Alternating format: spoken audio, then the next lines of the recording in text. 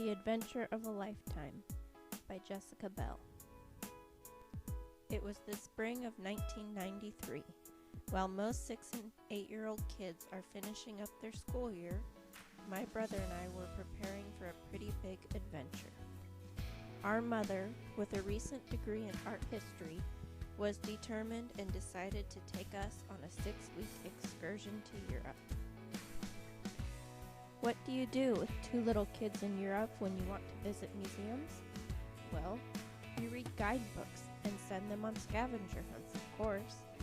Every night when you have no storybooks, you read tourist guidebooks, especially Rick Steves, and you plan your next day's adventure.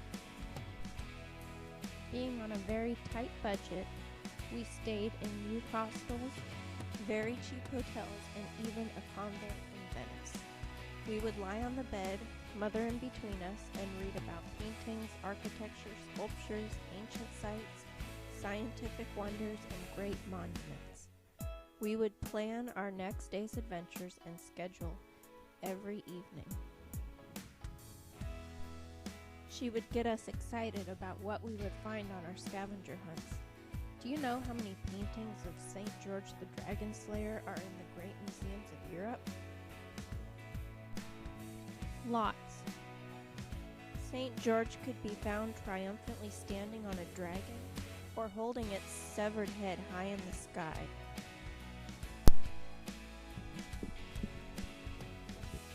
My brother and I, armed with our descriptions of paintings and paper, would search out the clues and not even realize we were spending the whole day in a museum. We found Saint Sebastian with his torso shot full of arrows like a pinwheel.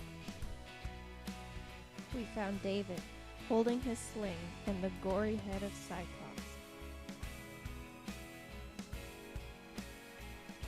We looked for little secrets, like baby Jesus holding a sparrow, or a sparrow perched upon someone's shoulder, or the dead tree in the background signifying the crucifixion. In the Roman Forum, we ate our salami sandwiches on hard baguettes, sitting on top of a fallen Corinthian capital.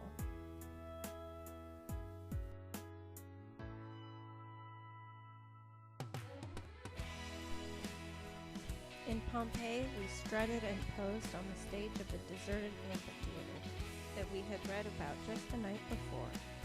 We acted out ancient Roman theater. We walked the streets and envisioned a slice of ancient Roman life with their public baths, brothels, restaurants, and even the Senate House.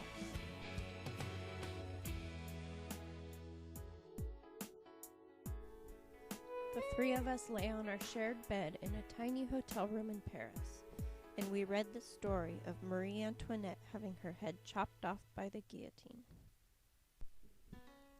Sure enough, the next day we were sliding around in our socks in the French Palace of Versailles. We were captivated by the beautiful chapel and the stunning Hall of Mirrors.